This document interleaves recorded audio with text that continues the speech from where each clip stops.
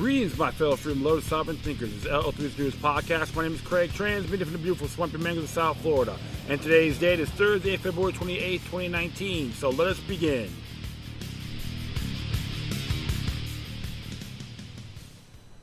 Oh, thanks for tuning in, my friends. It's just early Thursday morning. I'm hanging out along the New River of Fort Lauderdale, Florida. Decided to do another show outside. I like this area. It's real quiet right now. No one bothers me, and it's sweet. Yeah, so I can be talking about is possible embargo from the Trump administration against Cuba. And you're talking to a man who's not really crazy about tangling alliances and all that good stuff. This is a little bit of a turnoff, with all sincerity. But a lot of folks need to start really looking at the bigger picture, what's occurring with them. And more of government getting involved, still preceding the Monroe Doctrine. And I'll be addressing this. So this is what it has to say. Came from Consortium News, and originally came from Truth Out. Well, Truth Out, to me, it has its pros and cons, like everything else. It has a Marxian view in some articles. But it doesn't mean they're always wrong. So, like I say, look at the bigger picture. I'm pretty good at looking at the bigger picture. And it's about Cuba, foreign policy, and all that. It says here, Trump threatens Havana with a new embargo. It's by Marjorie Cohen from Truth Out. And it said that the opening litigation floodgates would harm U.S. companies and punish the Cuban people even more, writes Marjorie Cohen. Trump administration is threatening to unleash a flood of lawsuits involving Cuba, which no U.S. president has ever done. He has set a deadline on March 2nd to announce whether it will create, in the words of the National Lawyers Guild, a second embargo of Cuba. One that would be very difficult to dismantle in the future. And, there's a claim that even Open Source Foundation, George Soros Group, funds these organizations. But I'll continue on here. President Donald Trump may give current U.S. citizens standing to sue in U.S. courts even if they were Cuban citizens when the Cuban government nationalized their property after the 1959 revolution. They were able to bring lawsuits against U.S. and foreign companies that allegedly profit from nationalized properties. In accordance with international law, the Cuban government had offered compensation to U.S. nationals for taking their property, as I explained below. If Trump permits myriad of lawsuits to proceed, it would unleash a tsunami of litigation that would harm U.S. companies and punish the Cuban people even more. For 59 years, the United States has maintained a cruel embargo. The embargo on Cuba is the most comprehensive set of U.S. sanctions of any country, including the other countries designated by the U.S. government to be sponsors of terrorism: Iran, North Korea, Sudan, and Syria, according to the U.S. government. In 1960, the Eisenhower administration declared a partial trade embargo in the attempt to pressure Cuba to change its form of government. The embargo was prompted by the secret State Department memorandum. Secret, no transparency, right? That proposed a line of action which, while as audacious and inconspicuous as possible, makes the Cuban greatest inroads in denying money and supplies to Cuba to increase monetary and release wages to bring about hunger, desperation, and overthrow of government. The type of action is illegal under international law, according to Idris Jazari, the UN Special Rapporteur concerned with the negative impact of sanctions. Coercion, whether military or economic, must never be used to seek change in government in a sovereign state, said Jazari. The use of sanctions by outside powers that overthrow elected government is a violation of all norms of international law. That includes the Charter of Organization of American States and the Charter of Economic Rights and Duties of States. We can all say, too, is an act of war. Nonetheless, President John F. Kennedy expanded the embargo in 1962, and every U.S. president since has continued it, hurting the Cuban people but not succeeding in overthrowing Cuba's government. In 1996, Bill Clinton signed the Helms-Burton Act, which codified the embargo into law so that no president could unilaterally lift the sanctions against Cuba.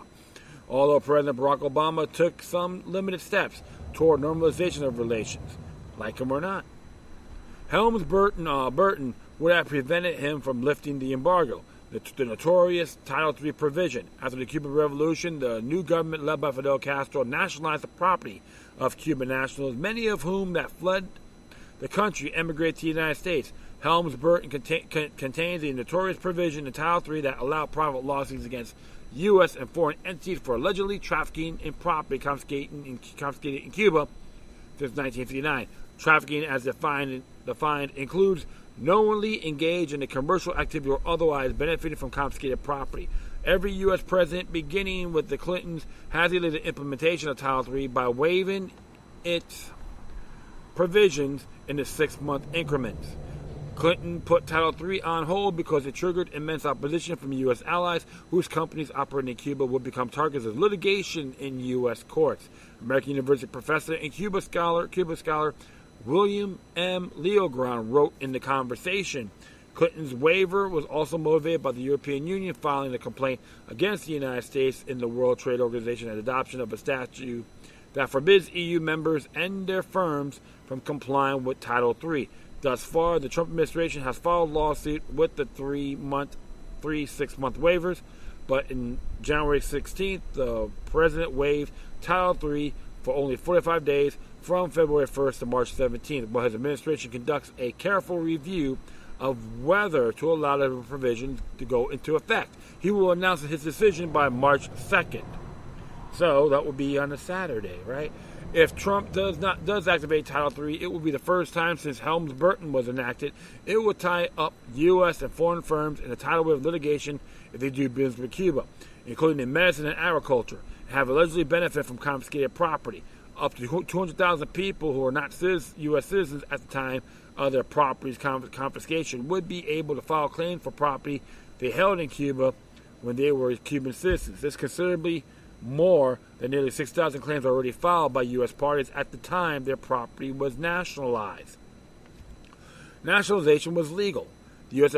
State Department takes well-established position that sovereign nationalization of property of its own nationals does not violate international law. In 1962, Secretary of State Dean Rusk told the National Business Advisory Council, quote, any sovereign national has a right to expropriate property, whether owned by foreigners or nationals. In the United States, we refer to this power as the power of eminent domain. However, the owner should receive adequate and prompt compensation for his property.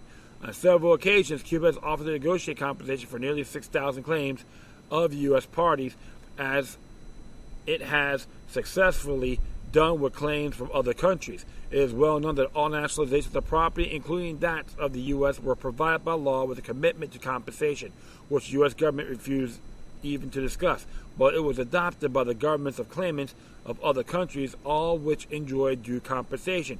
The Ministry of Foreign Affairs of Cuba said in a statement, permitting lawsuits to proceed under Title III would overturn long-standing law. In 1964, the U.S. Supreme Court held in Banco Nacional de Cuba v. Sabatino that U.S. courts should not decide the legality of taking property in Cuba's jurisdiction, and that to state-to-state negotiators provide the best way to resolve these issues. Title III attempts to reverse that precedent, placing the long-term future of U.S.-Cuban relations into innumerable private hands and holding hostage the ability to normalize relations for decades. According to the National Lawyers Guild International Committee, Make Rubio Happy. On January 16th, Senator Rubio, for Republican from Cuba, Florida, wrote an anonymous tweet. Today's waiver of Title III of Helms-Burton for only 45 days instead of the customary 180 days, the company warning is a strong indication of what comes next. If you're trafficking and selling property in Cuba, now would be a good time to get out. Marco Rubio. How flamboyant. I bet he's in his bathhouse, wrote that in his computer, looking at himself in the mirror. Do I look pretty? Oops, I have a bald spot. Does Rubio have inside information? Very likely. The New York Times recently called Rubio a virtual Secretary of State for Latin America. Indeed, Trump described his Cuba policy to the White House staff in his early term, Make Rubio Happy. How flamboyant. Rubio and Representative Mario Diaz-Balart, Republican from Florida, which people say he was part of the Batista's clan, during that revolution, whose brother pressured Clinton into signing Helms-Burton, are leading advocates for Title III. They represent the richest and most conservative people in Miami's Cuban-American community, once known as Cuba's 1%. Leo Grant writes, since Title III exempts private residents and small businesses from potential compensation, it is the 1%er. People who own businesses worth more than $433,000 at today's prices would have most to gain if Trump unblocks Title III and allows litigation to proceed. Trump is also apparently making Rubio happy by recognizing Juan Guaido as Venezuela's legitimate president, albeit in violation of international law. Rubio is part of the Trump's inner circle, working with the opposition in Cuba and Venezuela to carry out an illegal coup. Venezuela is really an extension of the position of Cuba, Ricardo Herrera, director of the Cuban Study Group, told the New Republic. Both nations are targeting a plan to reassert U.S. control over Latin America and finally overthrow the Cuban Revolution, according to Wall Street Journal. At a February 18th rally in Miami, or FIU to be exact, Trump played a large voting block by criticizing Venezuelan President Nicolas Maduro. South Florida has the largest population of Venezuelans in the United States, many of whom are opposed to Maduro's government. Representative Debbie Marcel Powell, Democrat from Florida, accused the Trump administration of using Venezuela's suffering to score political points here in Florida, adding, we shouldn't be using this as a political weapon. Well, both sides are pretty damn good about that. So, if you're going to say that to him, you got to say that to Hillary Clinton as well. So, I'm not, I'm being fair here. But I will proceed. But Trump doesn't care about Latin America. It's still about domestic politics, Leo Grant told the New Republic. Trump thinks he won Florida because of the Cuban-American vote. Rubio convinced him that that's what made a big difference in Florida. Many older Cuban Americans oppose the Cuban government and have a pivotal vote for Republican presidential candidates in the swing state of Florida. It is the Cuban people who suffered most from the activation of Title III. A torrent of lawsuits would not only discourage foreign firms from trading with, investing in, or operating in Cuba, they would also endanger the food supply and other essentials for the life in Cuba for years to come. They would weaken Cuba's fragile economy. Title III could affect firms that currently operate in Cuba on confiscated property and companies that profit from such trafficking. Because of jurisdictional issues, U.S.-based companies would be the most vulnerable to these lawsuits, which would have disadvantaged them internationally. They would be unlikely to expand their operations in Cuba. Oh, it goes on it. Then what happens? People got to make a living. You're going to affect employment. How astute, right? Make America great again. Ending the suspension of Title III would have a chilling effect on future efforts to normalize relations with Cuba because it was written to prevent future U.S. administrations from interfering with this private litigation. Sanctioning laws under Title III could also negatively impact areas such as travel, academic exchange, and research collaboration. Cuba's claim. Meanwhile, Cuba has asserted its own claims against the U.S. for billions of dollars of injury due to the impact of the illegal and expanded multinational economic embargo against Cuba, which had been intentionally enacted to deny money and supplies to Cuba, to impose hunger and hardship, and seek to overthrow its government. As quoted above, one such case filed in Cuban civil courts in 2000 sought over $120 billion in damages. A prior case sought more than $180 billion in damages based on illegal acts of violence and sabotage, including CIA sponsorship of the Bay of Pigs invasion. This resulted in a judgment in 1999. Interesting, too, because I would recommend everyone out there to look at the Bay of Pigs, go to the National Security Archive. They have those files have been declassified.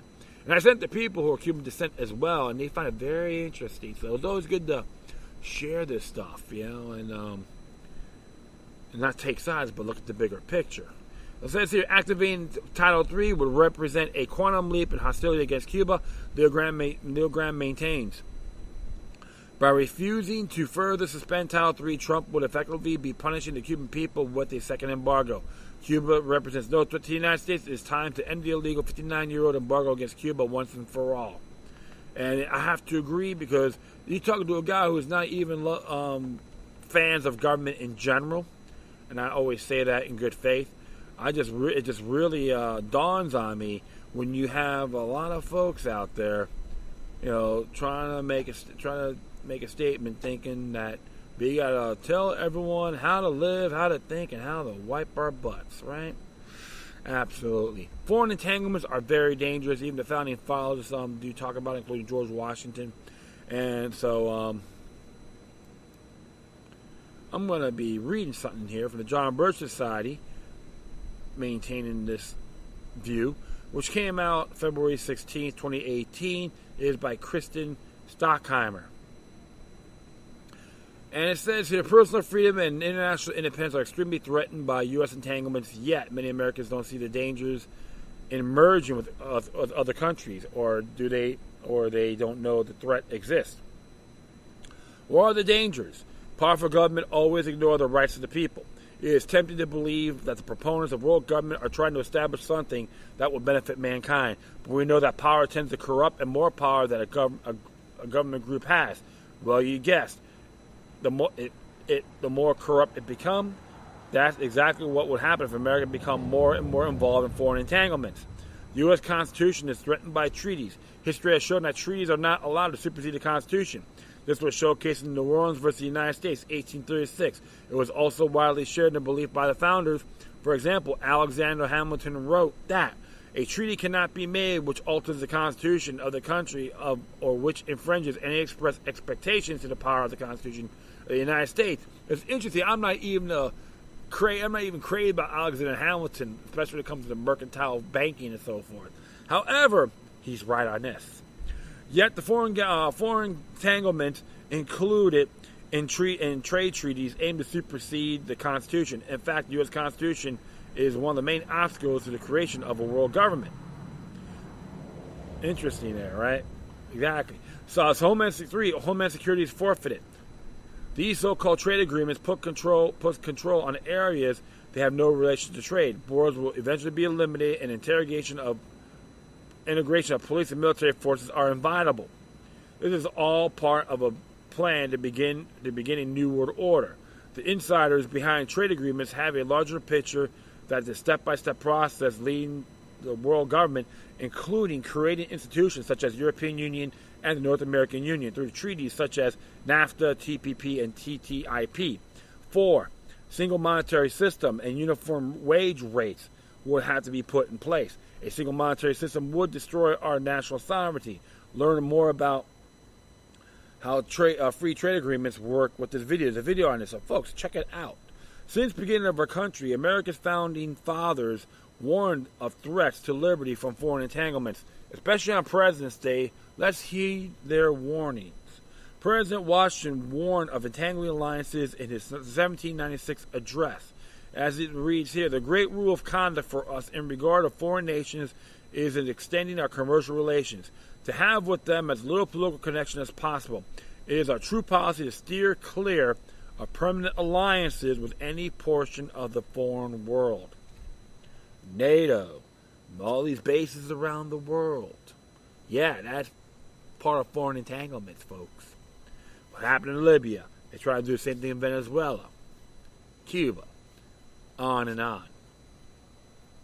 To counteract the problem of entangling alliances, John Birch Society has an international merger of foreign entanglements back to the printer with complete updates. This 4th edition has a new chapter, amending the Constitution by treaty, and a new 10-page addendum 2. Join us to take apart in two smart strategies shown below to prevent foreign entanglements. You can read the 4th printing of the international merger by foreign entanglements, or join in Operation Book Blast to promote our newest version of international merger by foreign entanglements. And I'll be very sincere, I'm not a John Bircher, and there's maybe some differences, controversies with them. However, a lot of information that they have in here has merit. I always admire the New American magazine as well. So, and that's all it is. You gotta look at facts, folks. And I've read and you even look up the George Washington's Farewell Address. I did a show on that years ago. So, if you want to hear my voice, just read it. It's very good. It's called Foresight. And people are losing that. People are being distracted by all this junk and garbage and what these bobbleheads on TV have to say. It doesn't matter what side of the paradigm. You got to start really doing your own homework in these areas. This is why my friends, foreign entanglements are dangerous. I support Congressman Ron Paul on this, former Congressman Ron Paul on this, 100%. And they laughed at him. Now look what's occurring. This is why, if you guys got like Glenn Boy Rubio, for an example, wants to get involved in Venezuela, throw him on the front line of battle, and let's see how tough this guy really is. All right? And make sure he doesn't have a mirror to look at himself when he's fulfilling that duty. So, no foreign entanglements. And I made that little comment on a friend of mine talked about Roger Waters. Screw Roger Waters, and because the whole thing on hands off Venezuela. Like me, a lot of people don't like Maduro, which is understandable. I'm not crazy about these presidential governmental bobbleheads anyway. Regardless, all right. However, I did make a comment about that, about foreign entanglements, and I let them know I am not a fan of government. And in good faith, I say too. I'm just paraphrasing. That if you read Article 324 of the Venezuelan Constitution, that's the firearms belong to the state. So technically, that's a tyrannical nation, a police state. But the people in Venezuela and all these other folks have to make this decision. And one thing I got to add too about the Cuban embargo is a waste of energy. It's open. Now the people have the opportunity to be provided with technology to utilize against their governments or tyranny in that beautiful island. All you got to do is look up some of the newspapers or articles about Cuba. People are using it, which is fantastic. You got people protesting, and they're getting arrested, all being filmed and being shared. So you know what? I'm against these. I'm against embargoes, sanctions. They're nothing more than a lie. It's an act of war, period. Prove me wrong if you dare. And these individuals in these beautiful nations got to stand up for what's right, and things are occurring. So, my friends, it's an exciting time to be alive. That's what liberty is all about. The Liberty Wave. Screw the red, screw the blue. Expect to get screwed. Liberty Wave is a bigger achievement. I thank everyone for listening. Plus, feel free to download and share us throughout your social media networks. If you have any questions, comments, or you send something that's interesting, man, check out. Whatever you do, please share this. Share your correspondences with decorum. I'm going to leave my footnotes, show notes, on my Spreaker page, so check it out. Once again, thank you for your time. Plus, always remember that the demoniac resistance is healthy for the soul and can liberate humanity. Till next time, take care of yourselves. Keep on spreading the love. And may your guardian spirits be with you.